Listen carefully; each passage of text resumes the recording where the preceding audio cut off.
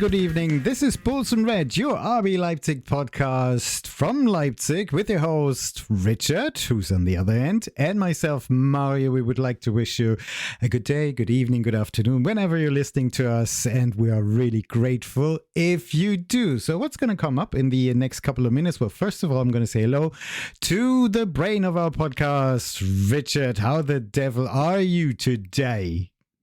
Well, hello, Mario. Thank you for the very friendly introduction. It's been a while. Yeah. My English feels like a little bit rusty, but I'll give it a try once more. Yes, your English is not rusty at all. Our English is not perfect, but I think a lot of people do understand us. So that's fine. That's okay. Glad that you put up with us. It's actually the first episode for this new season. We're in season 3, believe it or not, and we will keep up our frequency, one little episode per week in English. You might know we also run a format with 2 compact episodes in German, so I think we have quite a nice mix there. What are we going to talk about today? We're going to have a brief look back to the DFB Pokal first round tie versus Sandhausen, got relegated to the 4th tier. There are a couple of points that we like to pick up, which you might have not seen on TV. And we will talk a little bit about transfer tonight. It is Wednesday night, so it might all be different by tomorrow. But we'll give you a status update of where we are. And there is one surprising news about a new player that we have who doesn't seem to be fit. We'll come to that a little bit later. And of course, we're going to look at our first match in the Bundesliga on Friday versus Bayern Munich. By the way, Richard, did you know the German Bundesliga, the league has given some YouTube channels streaming rights for the Friday night games? I didn't know that. So maybe I think that's an innovative way of reaching new audiences with people or with channels who got more than 1 million subscribers. I can't tell the names by now because I don't know.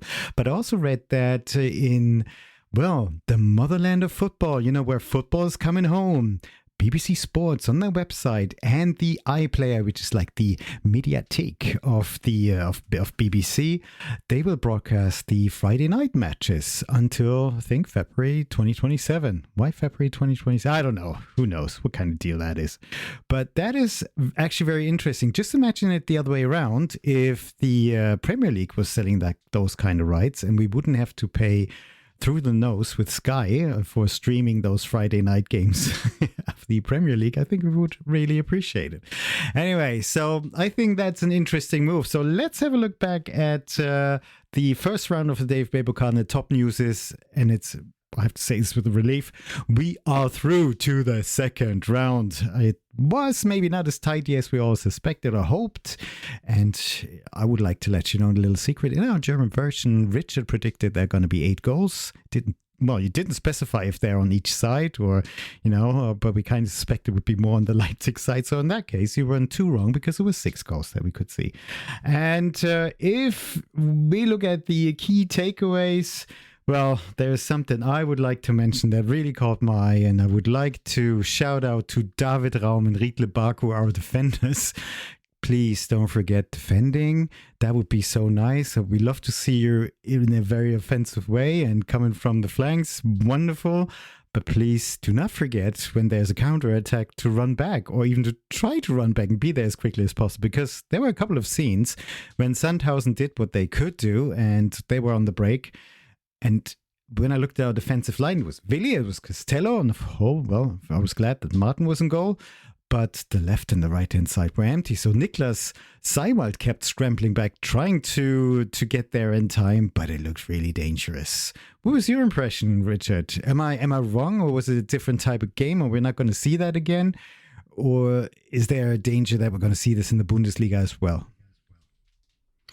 Well, yeah, in a way it is, because, you know, like, we're struggling in defending, and especially defending counterattacks. But, you know, in general, I think it's hard defending counterattacks, because if you just have, you know, one glimpse of a second and you're not in the situation in the right place and the right time, and then even in the 4th tier for German football, you will find players that is able to run like above 30 kilometers per hour, and it's hard to chase them back into your own territory.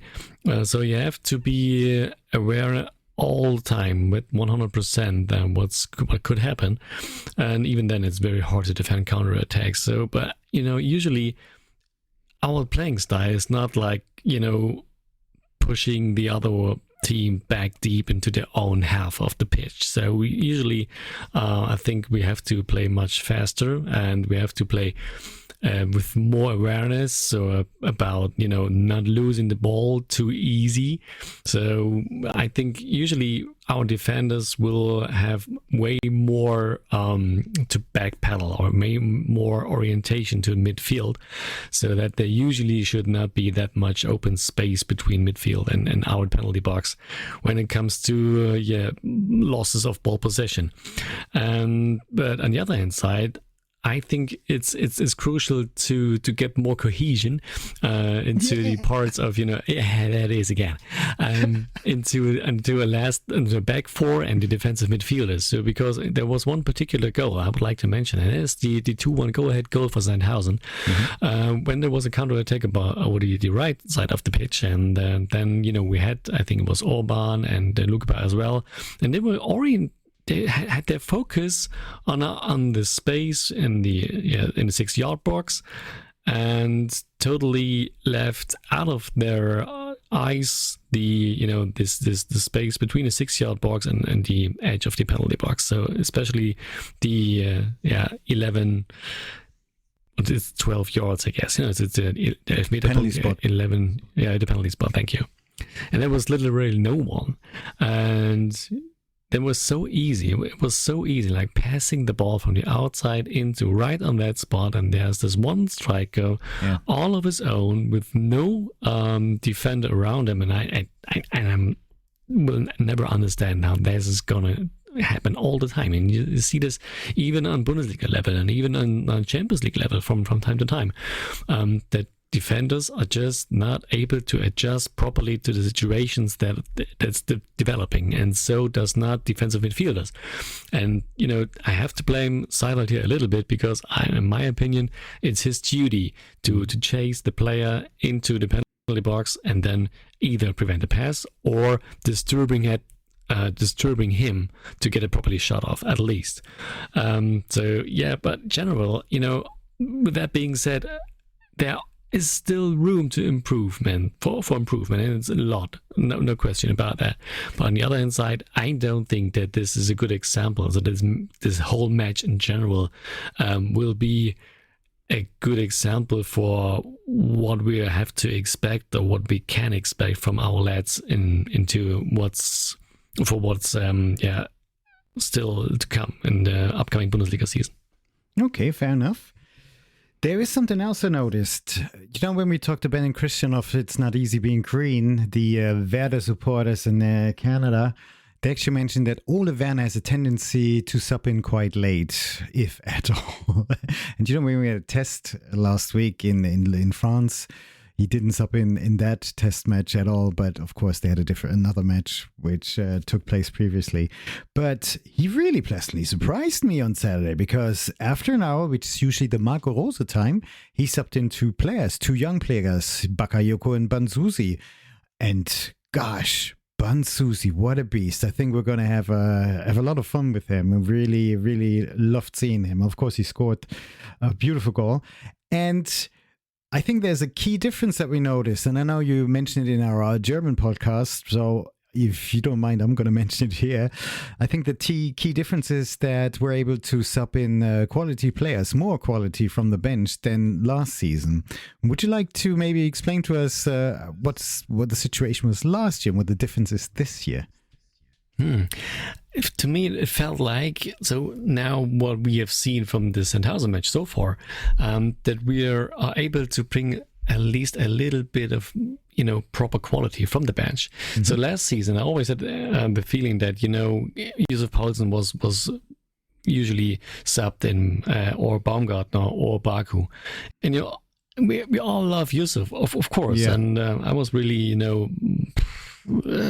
some kind of disappointed that he left, so especially to Hamburg as far. I think it would have been a much better fit if he had joined St. Pauli, but that's another story.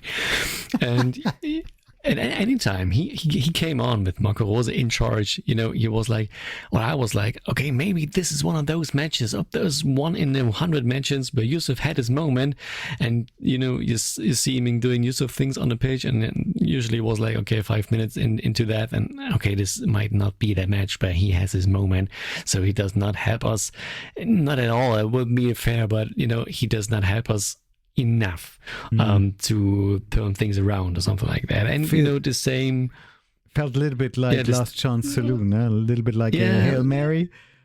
To be fair, in his last home match versus Bayern Munich, he did chip the ball in and equalized, and it was a proper use of a Pausen moment. But I know what you mean. You get your hopes up, you get excited, and after 5 minutes you see, okay, quality might not be there that we need today, or the kind of luck. Yeah, pretty much like that. And this time, and you mentioned Bansuzi, and he came on and he was spot on, and he was like from 0 to hero within seconds, and he had some visible impact on this whole team, and so has Bakayoko. Not in that easy visible manner, but I think yes, there was glimpses of quality and what he's able to do, and so I had the feeling that there is, still space between their level that they are on now and their ceiling. So, there's development we can expect. And I think this is some kind of progress we're watching here. And if this is the result of this whole transfer summer and what Marcel Schäfer and company did here, I think we can be glad with the outcome. Wonderful. Yeah, I'll keep my fingers crossed for that, but my impression is similar. Dan would like to mention something you might have not seen on TV, I don't know, or you might have seen it on these socials. You might have noticed that the fans, the home fans and the away fans were on the same side behind that one goal in 2 blocks. By the way, around about 1,000 RBL supporters went to Sandhausen, which is actually close to Sinsheim, I think, so it's right next door to Hoffenheim, actually. And so there was a lot of shouting and bantering going on, and a lot of niceties that were exchanged. And on one moment, the fans of Sandhausen held up a banner.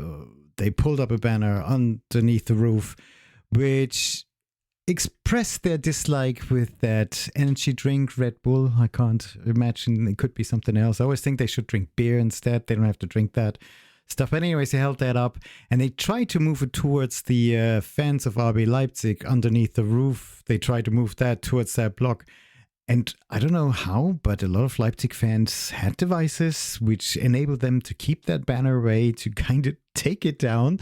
And that's what happened in the end. So, of course, there are websites which celebrate that, the fact that that banner was up there anyway, and anything which is propaganda against that construct, against that artificial club RB Leipzig, is celebrated in the romantic football community of Germany. But I thought that was really interesting. This week I was a guest on the one of the oldest, well, this is actually the oldest fan podcast from Leipzig. It's called Four Fans. I was one of the people who were allowed to talk, and one of the gentlemen, Flo, he was actually there. He was in the stands, and I think the supporters were significant. You could hear them all the time, and they were really noticeable. And he explained the whole story, and I thought that was really interesting, and hence I wanted it to share with you. So let's close that chapter of the first round of Dave Pokal. We can look forward to the next round, and of course, at some point we will know who we're going to meet up. Maybe we're going to be at home again. Who knows? Now, let's have a little look at everything that is going on in terms of news and transfers.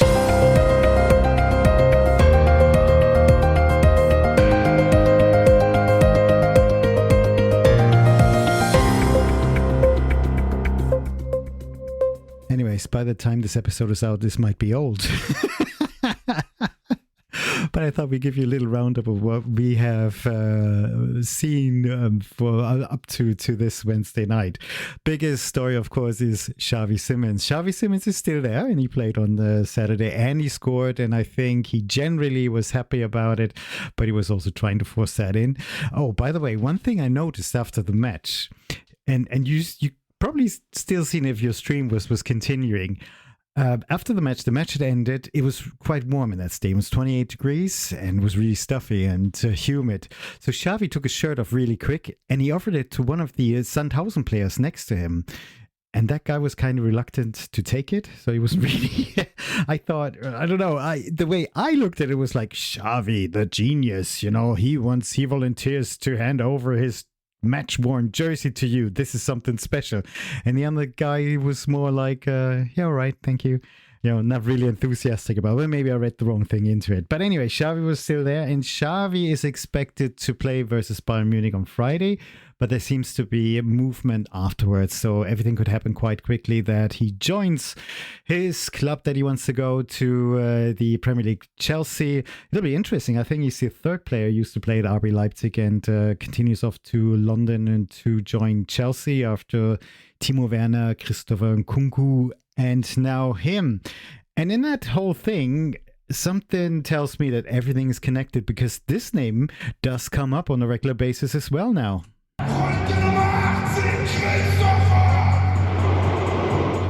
Kunku. Only we can pronounce that properly, guys. Anyway, I think it's really strange how all of a sudden it seems that Kunku might want to come back to Leipzig, or he could imagine it, although RB Leipzig's not playing internationally. And RB Leipzig is seriously considering, of course, Chelsea would be interested in that deal with RB Leipzig over Xavi to lower the price in exchange of offering Christopher Nkunku as well. And I'm got two views to this. On one hand, I'm really, I would love to have Christopher Nkunku back. My heart says, let's have him back. Welcome him back home. We want to see that red balloon. He's going to be great. And, you know, maybe even much better than Xavi. On the other hand, we are in the middle of a transition with young, talented player. And although this player is English, now, of course, we have the most respect for the European champions of the Under-21. Elliot, who rocked the Under-21 European Championships, from Liverpool, if he could join us, that would be, I think, even bigger, even more amazing, because that's what we're trying to do with young players. Form a team which is hopefully quite successful in the next Bundesliga season, and we all hope we're going to play internationally after that. But it's more of a longer-term project. And if he really wants to play, be a part of RB Leipzig, be part of that project, and doesn't want to leave after 2-3 years, then that would be awesome. So it's all connected. Chelsea needs to get rid of players. Kunku can't be loaned out because of FIFA regulations, so he would have to be sold. RB Leipzig is interested in getting a new player when Xavi leaves, so somebody who could fill in his position. And I think it's all going to unravel after the Bayern Munich games. Quite exciting, really exciting, but also dragging on a bit. But like you mentioned before, maybe Xavi stays. Maybe, but you know, I would like to see Nkunku back here. To be honest, you know, okay. I would do this deal and try to make him, you know, something with a really low base salary. Let's say about like, come on, okay, 2 million. So I think his earnings at Chelsea are now 12 million. 12 million, yeah, 20. Well, euros. So I would like to. Big a deal. Okay, so base salary of 2 million. So right, it's still enough for like 2 warm meals a day, and then give him like 500k for every scorer. So right, so imagine now he scores 10 and have 10 more assists. That would be like 10 million more in salary. And I think, we talked so much about Silva and Werner, who had this whole lot of money in their, they're extremely expensive for the club because of their earnings, and they don't deserve it. So I would try to do this other way around. And I think, next year is World Championship, World Cup in the USA and in Mexico and Canada. And I think Christopher Nkunku is still, thinking about being a part of this French national team. And now he's off. He's left far away from that whole, from the whole thing. And he won't get back into it if he stays at Chelsea. So I have only one chance joining a club where he plays more and where he can shine. So why not trying this? What could go wrong? If he wants to, earn 10 million a year, he can still join a club from Saudi Arabia after the next season. But don't you want to build something up for the longer term? No, Elliot wouldn't probably leave next year. No, well, the year after. Yeah. Maybe, but on the other hand side, it could be cool if Nkunku is coming back and remembers his successful years when he was at Leipzig and thinks, okay, well, I tried my luck in the Premier League. It doesn't work out the way I imagine it. But Leipzig is not, the worst address in football now. And maybe I can be the part of the first Leipzig squad that goes all the way in the Bundesliga. That would be cool. And, and so a leader, we often talk about, we need a leader, we need some veterans, we need a mixture. You can't win anything with only young players. So why not? So it's a little bit romantic. Okay, I see. But, totally. But maybe I don't think this is a real chance. But, well, yeah, I like this, I like this playing in my mind. Well, let's see how it pans out.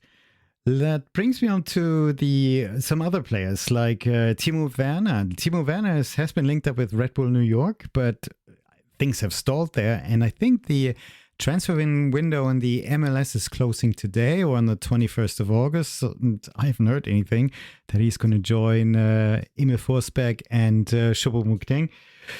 So he's still here, and he earns quite a lot of money, and I think he's going to sit it out. He's going to sit it out until the winter and then sees what he does. But finally, Andres Silva is going to Spain, and he's joining the recently promoted club at Elche, which is in the southeast of Spain. And he's gone. We wish him all the best. Thank you for the time he was here. It's so unfortunate. It didn't work out as we all hoped.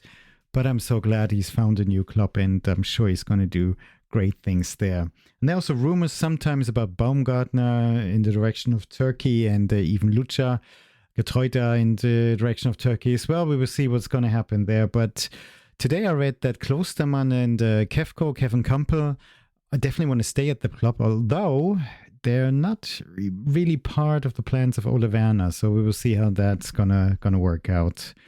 Quite a few changes. So that is a little bit about the transfer market as it goes on today. Then there's something else. Richard, we have a new Brazilian player, Romelu, joined us last week. Big hype, big social media, wonderful. And today it kind of emerged, he's not fit. The Turkish league didn't provide him with a lot of fitness. And you told me last week, well, I watched highlight videos and all looked good, but the defenders were even slower and didn't really defend. And it seems to support that theory.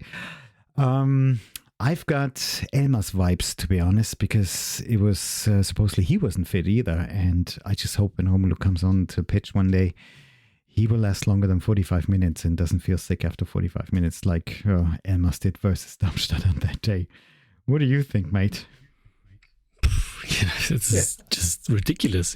I know. This is a multi-million euro business, and there comes this player comes with the plane to Leipzig, and then the first thing he does is not heading into the headquarters of RB Leipzig, but heading into the Uniklinik, so into the hospital, to get his medical check, and I bet every single euro I got in my pocket that there are benchmarks you have to fulfill. And if you don't reach some certain benchmarks, I think, that the doctors considering as not being eligible or fit enough to play in the Bundesliga. Yeah. So how can that happen? How can that happen? And he walks out of this building, heading to the quarter, signs his contract, and afterwards, the staff, the coaches staff, or who else, considering, well, he's like at least 2, 3, 4 weeks behind every other player.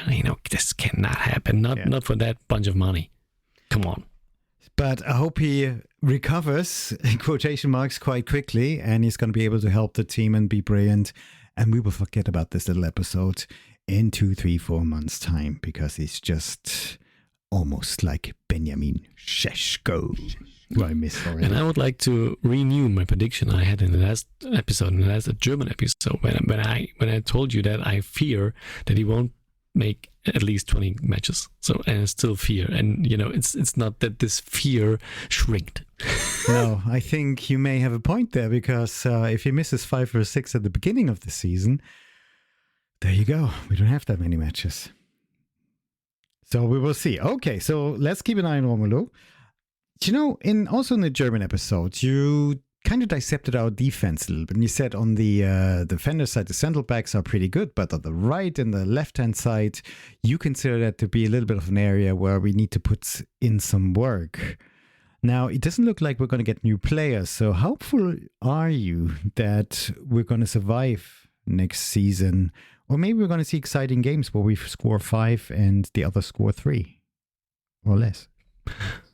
That would be cool. I think so. At least when we're scoring one more than our opponent does, everything is fine, I guess. And and you had this little poll last season, and we asked, so our audience, hey, what do you would like to see? And the majority would like to see a team that's just about fun to watch.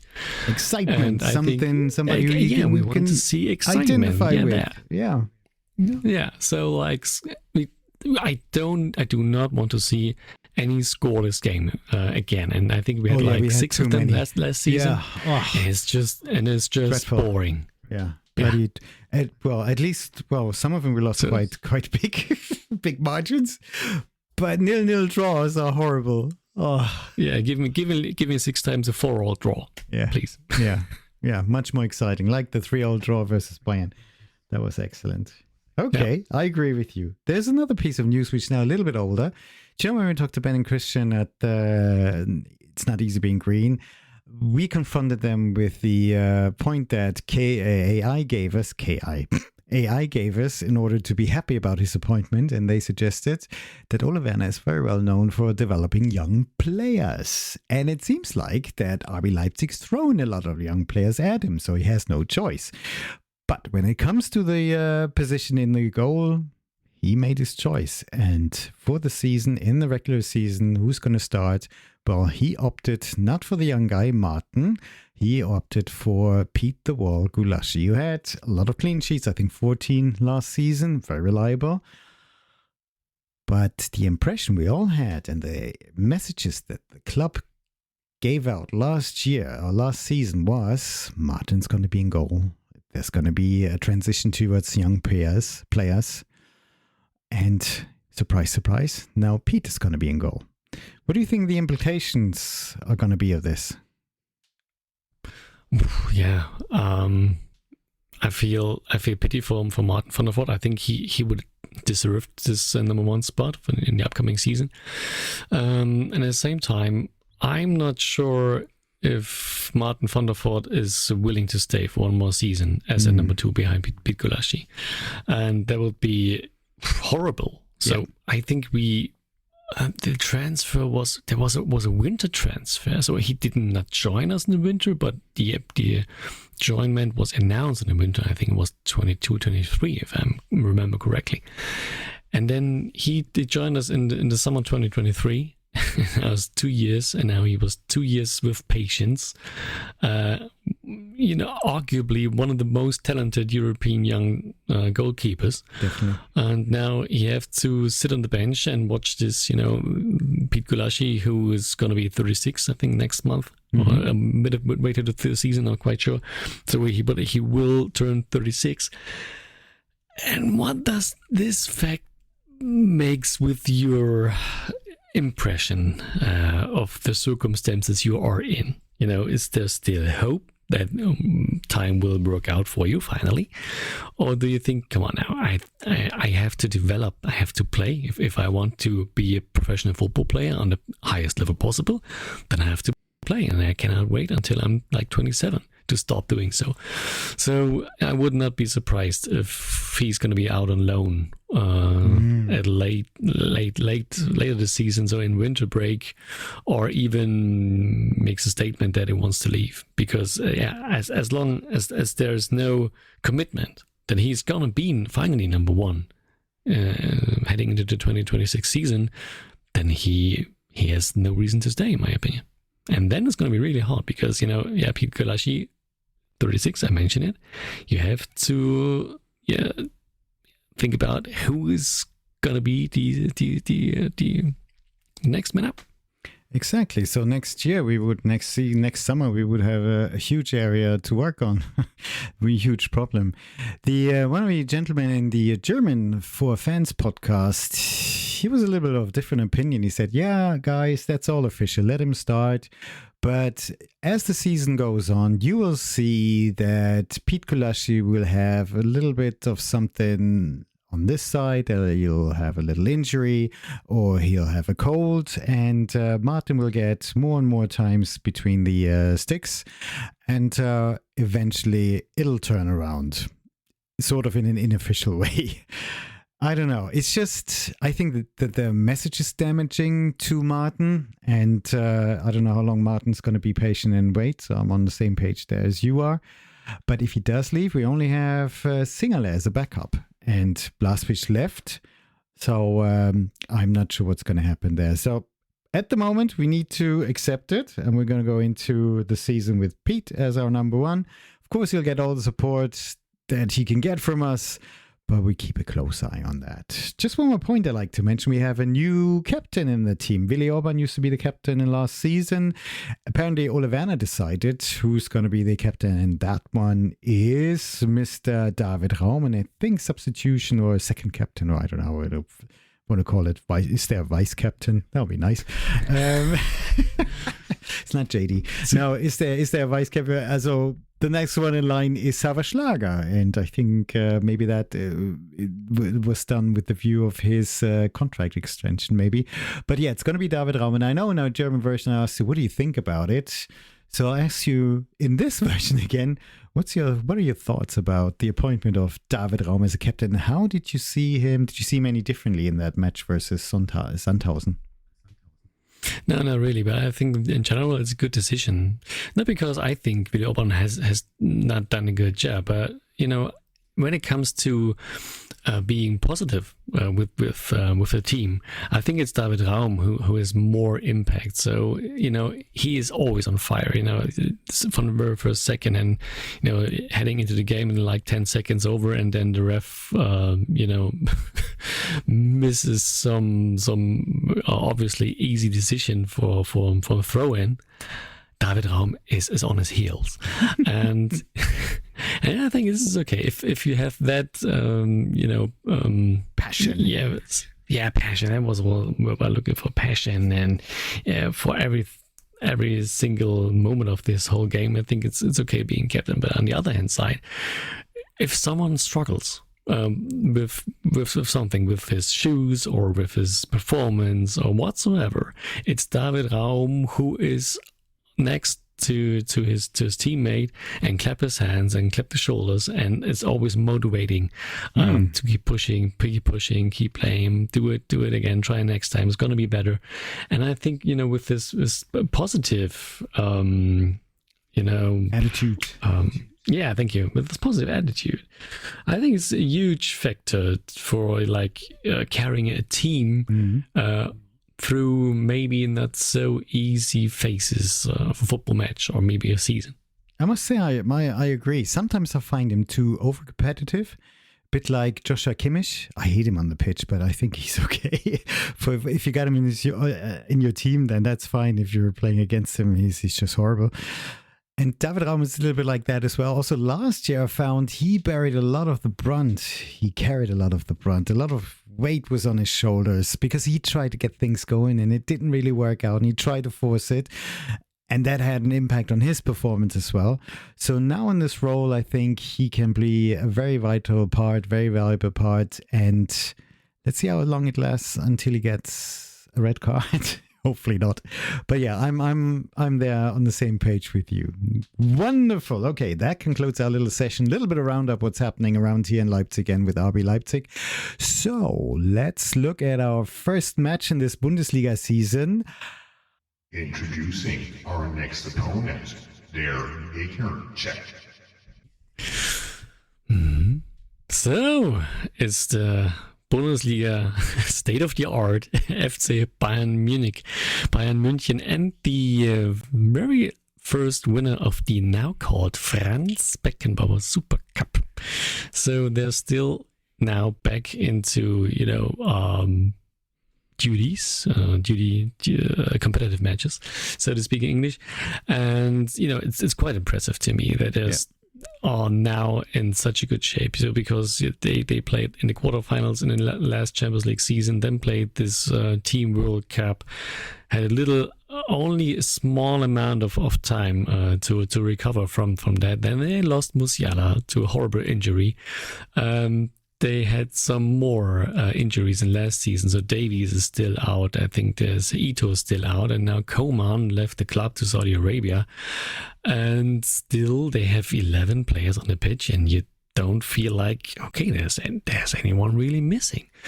And the way they played in that match versus Stuttgart was really quite impressive. So at least offensively.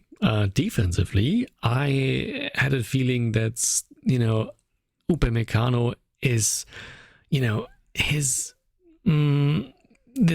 range in what he shows us in his abilities between world class and, lower tier backyard football, old man whatsoever, is still there. And this, this two phases he shows within one match. And well, I don't think that is the final solution for the Bayern center back defensive position. But somehow the coaching staff or the people running that business don't agree with that. So we will most likely see Upamecano and Jonathan Tah again. And that might be a chance because Upa is quick as hell. But the only possible way for RB Leipzig, in my opinion, to get something out of that match, so and that when I'm saying that, I mean don't lose the game, come home with at least 1 point, is to find ways into our own counter-attack game, our quick game. We have to use every single moment and do it quick, and don't be afraid playing a long ball. So even the keepers should playing the long ball if possible, not whenever it's possible, but from time to time. And don't try to come up with some fancy passes or heels and something tricks. And all of our new lads want to show what they're able to do, and all of those are brilliant football players and with high skill level. But this is not what's needed to prevail in Munich. So last time Munich lost a home opener was in 2011, so it's 14 years ago. Maybe it's time again, but it's about time now. But I'm not that optimistic. So, but I think this Bayern Munich squad is not that balanced at the moment as they should be. So I don't think that they're gonna make it very far in the United come on, in the UEFA Champions League this season, because if you look at the bench who came on versus Stuttgart now in this Franz Beckenbauer Super Cup, I think there was Guerrero. Okay, this is a solid football player. I think this is totally okay. Bring him on. And then you had Sasha Bowe. So as a defender, I think, okay, there's a little drop off in quality. Okay. And I think then there was this 17-year-old guy. I think it was Karl. Who came on the pitch, and it was he's impressive, isn't he? Yeah, it is. But you this is not something you can rely on. So because there will be a lot of struggling and little highs and lows. It's totally normal if you're a 17-year-old guy. And the other one who joined was Tom Bischoff. So Tom Bischoff, we talked about him last season when we played versus Hoffenheim, and I'm really fan of him. But now, he has joined the club recently, and he has to find his place in the queue first. before it's his turn to great talent, join in the starting 11. So what I'm trying to say is, there's the starting 11, and then you have maybe a player 12 and a player 13, and then there's a clear drop-off in quality. So that means the longer we can be on level with them, and don't fall behind with too much difference. Maybe even better. So like keeping the game tight as long as possible. Then when it comes to time to make some substitutions, it's not that, as we were used to it in recent years, that Bayern always was able to bring even more quality from the bench. So that's not the time this time. That might be turns out into some tiny edge here later in the match. Okay, You sound desperate. But you know, some guy from our German RB bubble said it's the easiest match of the whole season. Yeah. And sometime in some way it's right, because you cannot lose anything there. Yeah. Plus our last performance over there was dismal. So can it get worse? Hopefully not. No, not really. So like, okay, it can be like losing 8-0 like Hamburg once does, and imagine losing with 8 goals and lose even more player to long-term injury. Hey, it would be worse, but I don't see that coming. But I have to agree. My observation was as well that they're in pretty good shape, because I kind of followed them in the FIFA World Cup, and it was hot out there in the United States. It was a bit strange. They played some strange stadiums, I must say. It's more NFL-like than soccer. But and they struggled, or they at least proceeded to the quarterfinals. And these were all matches after a long season in the Bundesliga and the DFB-Pokal, and also in the Champions League as well. So I was hoping, with that little holiday, that little break, when they came back to this time, they would be a lot more out of breath, or they'd be resting some of the key players like Harry Kane. But no, they looked like a really good team. And their addition from Liverpool, Diaz, is a brilliant player. He's a wonderful player. And we know that when we saw him in the Premier League. So it all seems to gel and it all seems to work. And I'm a little bit concerned because our defense is still looking quite shaky. So if we're able to hold on and to keep the match open for a long time, then maybe we're lucky.